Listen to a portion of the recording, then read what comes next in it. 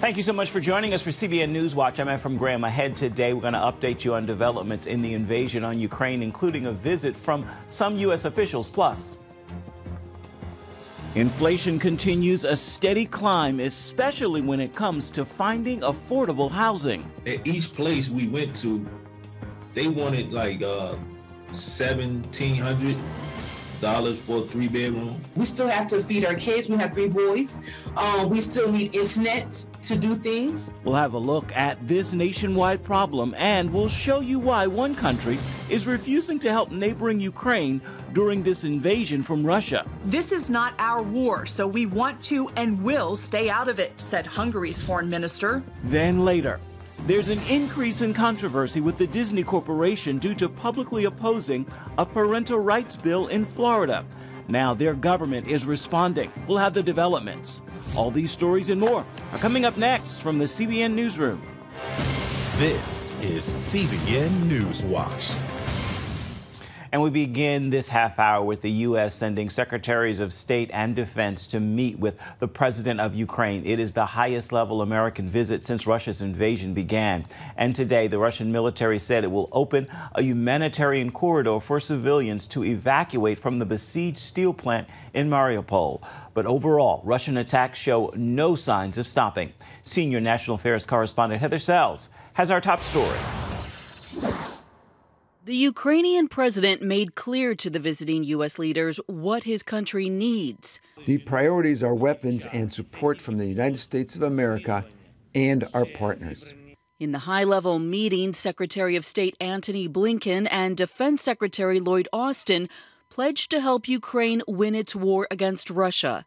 They said the U.S. has approved the sale of $165 million in ammunition for Ukraine, plus $300 million in military financing. You've heard them express a need for tanks, and we are doing everything that we can to get them the types of support, the types of artillery and munitions that will be effective in this stage of the fight. We certainly saw people on the streets in Kyiv, evidence of the fact that the battle for Kyiv was won, and there is what looks, from the surface at least, to be normal life in Kyiv. But that's in stark contrast to what's going on in other parts of Ukraine in the south and the east, where the Russian brutality is doing horrific things to people every single day. Blinken added that Russia is failing in its goals for the war to subjugate Ukraine.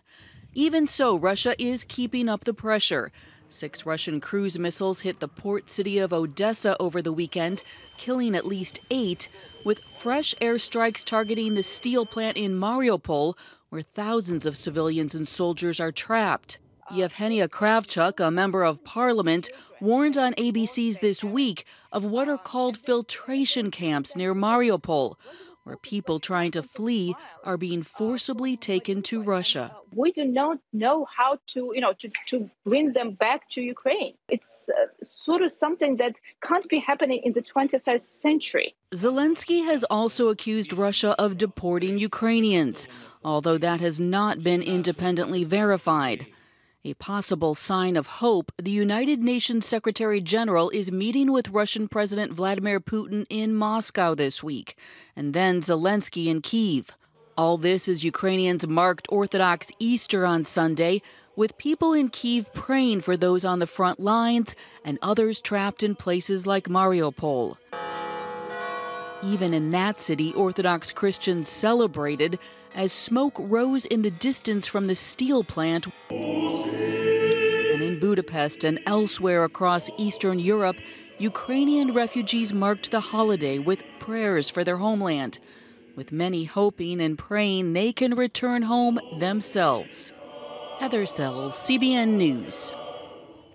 CBN senior international correspondent George Thomas joins us now from southeastern Ukraine. So, George, Russia struck several targets across the country just hours after America's top diplomats met with Ukraine's President Zelensky. What did they hit?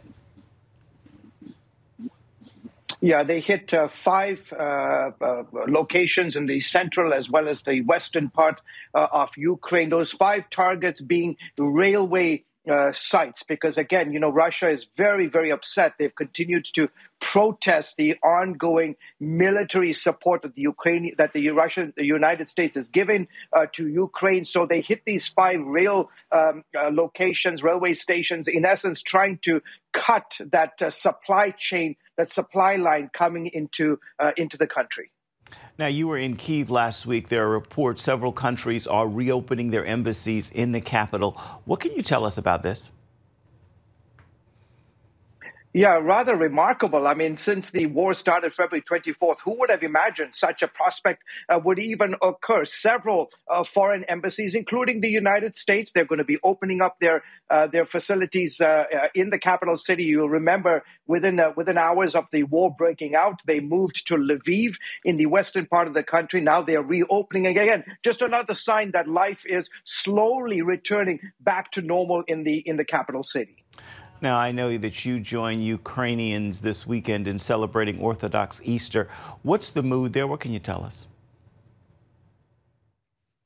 Yeah, really remarkable. I had a chance to go to 2 Orthodox services here in the southeastern part of the country. Very, very moving. So many people weeping. They were coming to the altar, lighting candles, saying a prayer. I had a chance to speak to a father at a particular Orthodox service right after the service, and he just talked about how faith is so important to Ukrainians. The Orthodox faith is so important, and they have really banded together as a nation. And he saw the Easter spirit as the nation coming together. And just as Christ is risen, he said to me, Ukraine will also rise. That is our prayer indeed. George Thomas reporting for us from Ukraine. Thank you so much, George. Much appreciated.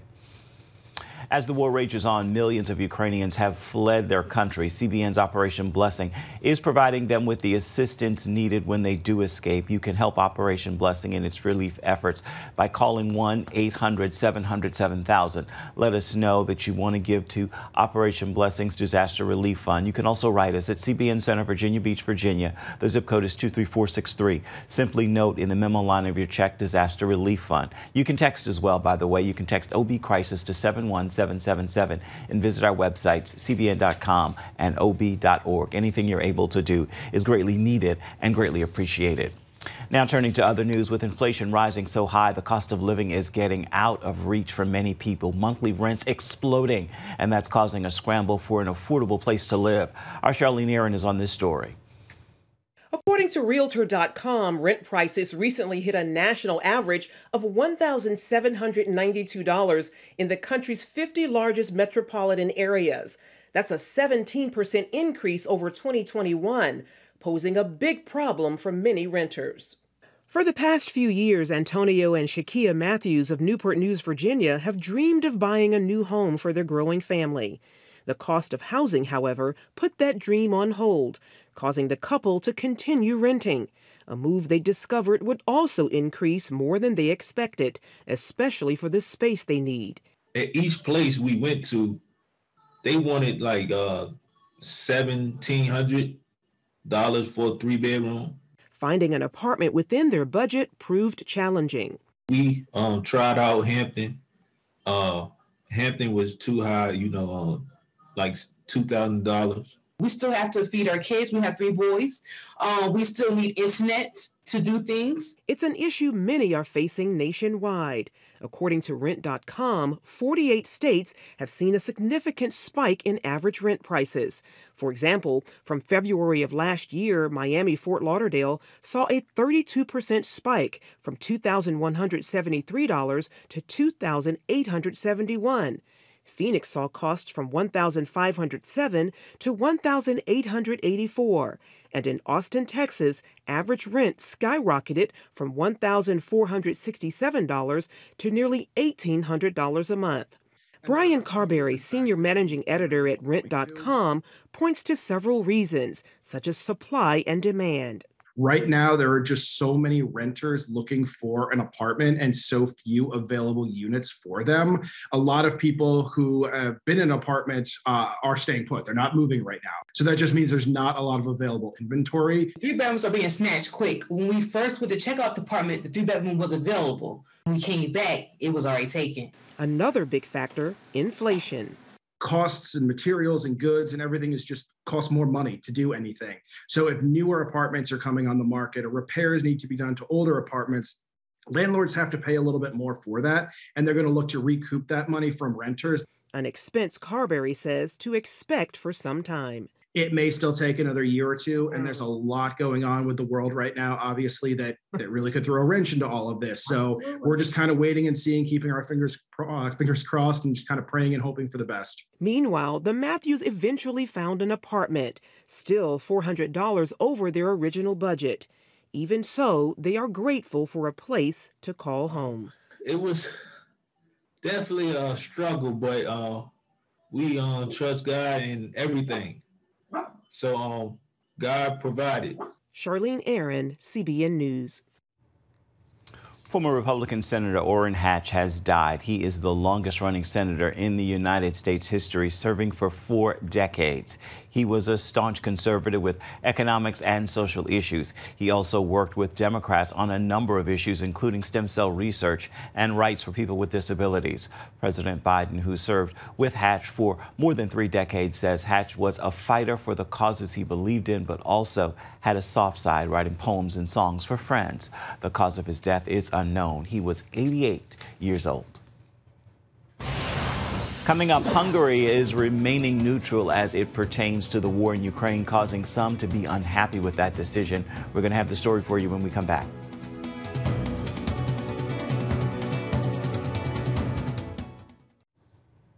Welcome back to CBN NewsWatch. As countries around the world take sides in Russia's war against Ukraine, one NATO country is raising eyebrows for its refusal to go all in to help its European neighbor.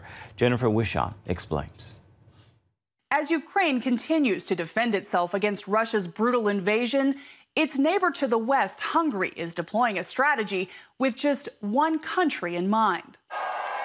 This month, Christian conservative Viktor Orban easily defeated a vast political coalition at home, with criticism from the European Union and pressure from Ukrainian President Volodymyr Zelensky to win a 3rd consecutive term as Prime Minister of Hungary. This victory will also be remembered for the rest of our lives, perhaps because we had to fight the biggest, overwhelming force, the left at home, the international left all around, and in the end, even the Ukrainian president.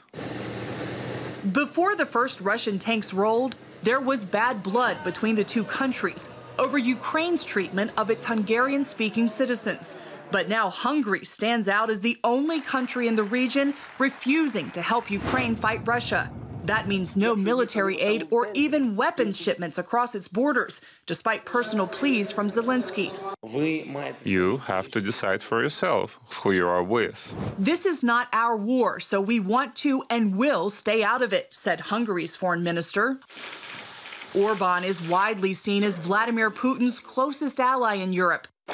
He sought neutrality in the war despite his country's membership in both NATO and the European Union. And they've tried to, in some ways, thread a bit of a middle road between friendliness with Russia, as well as, of course, being members of these Western structures. Why? Russia supplies 90% of Hungary's raw energy needs. Orban blocked the EU from imposing sanctions on Russian energy imports, considered Europe's most effective weapon for putting pressure on the Kremlin, warning they would grind Hungary's economy to a halt.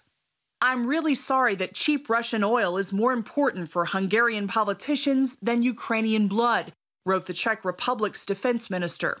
And now, when the bill comes, Orban says he'll pay for Russian gas in rubles, honoring a request from Putin designed to boost Russia's currency after sanctions took a toll.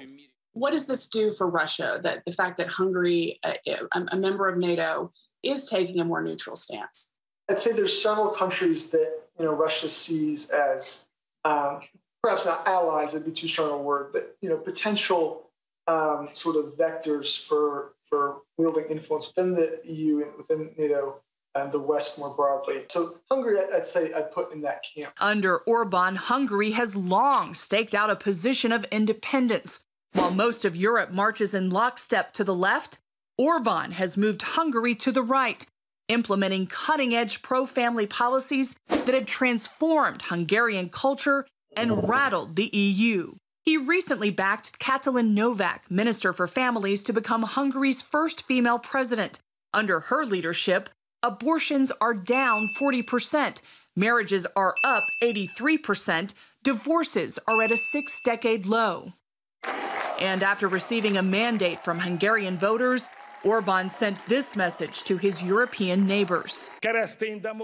Christian democratic politics, conservative civic politics, and patriotic politics have won. We are telling Europe that this is not the past. This is the future. This will be our common European future. While he's unwilling to punch Putin where it would hurt the most, Orban has voted in favor of most EU actions against Russia, including funds for Ukraine to buy arms. The Hungarian government is also caring for hundreds of thousands of Ukrainian refugees, aided by the nation's Christians. And now Hungarian troops we recently observed training are welcoming a NATO battle group made up of U.S. troops and others to assemble a show of force against Russian aggression.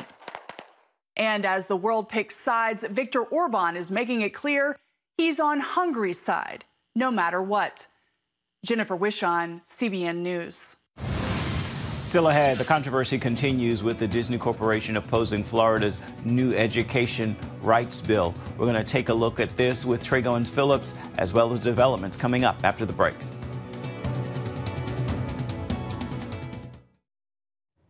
And welcome back to CBN NewsWatch. Over the last few weeks, there's been increasing controversy surrounding the Disney Corporation publicly opposing Florida's new parental rights and education bill. The bill is set to take effect July 1st and forbids classroom instruction on gender identity and sexual orientation for children in grades pre-kindergarten through third grade, putting pressure on Disney's Florida's House of Representatives and State Senate passed a bill that would dissolve Disney World's private government, which gives it special tax privileges and other benefits. Florida's Governor Ron DeSantis signed the bill into law Friday. Trey Goins-Phillips of FaithWire.com joins us now with more on this. So, Trey, what could this mean for the future of Disney in Florida?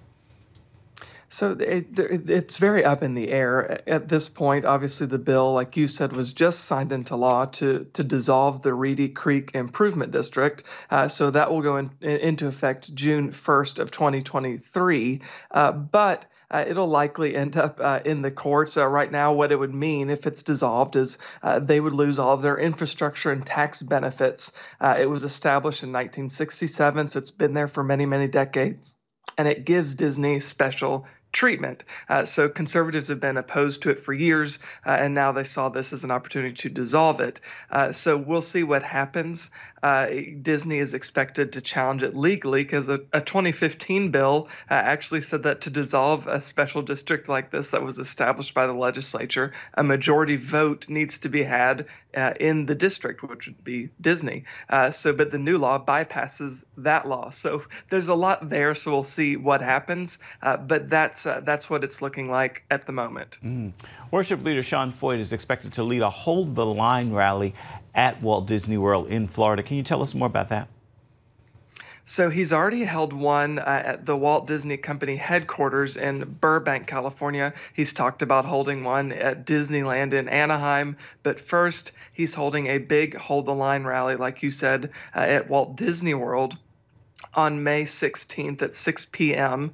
Obviously, this is probably going to be the biggest turnout because not only is Florida a more conservative state than California, for example, but also it's the epicenter of this Florida parental rights and education bill, or as many in the media and leftist groups have called it, the Don't Say Gay bill, even though the word never even appears in the legislation. So because this is the epicenter of where this bill was enacted, I'm expecting it's going to be quite a big turnout there at Walt Disney World in Lake Buena Vista, Florida. Another story trending at faithwire.com says a new survey shows younger Americans quickly falling out of love with social media.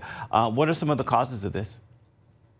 You know, I think the longer we have social media around, the more we learn about its benefits, but also the more we learn about its cons and its consequences. And some of that is issues with self-esteem. And Generation Z, younger Americans, particularly females, have in survey after survey in recent years said that it has negatively contributed to their self-esteem, particularly Instagram There have been a few surveys talking about that app in particular. So I think some of it is just people are becoming more and more aware of how it detracts from their mental health and certainly, like I said, their self-esteem. So I think they're just kind of, getting turned on to those consequences. And those consequences are outweighing the perceived benefits. I'm not saying that they're going to go away. I don't think that's going to happen. But I think more Americans are becoming more aware. So they're giving it a second thought that they missed a couple years ago. Indeed. Real quick before we let you go, what's on Faith Wire coming up next? So on this week's Faith Wire, we're actually going to be talking with Joshua Broome about pornography. He's a former porn star. We're going to talk about pornography and certainly specifically the consequences of pornography and how to fight it in an age that idolizes sexuality. All right. Thank you, Trey Goins. Phillips with FaithWire.com. I want to let you know you can see the show on the News Channel tonight at 8:30 Eastern. You can also download the CBN News app and watch it on demand. Your Monday Motivation is coming up next.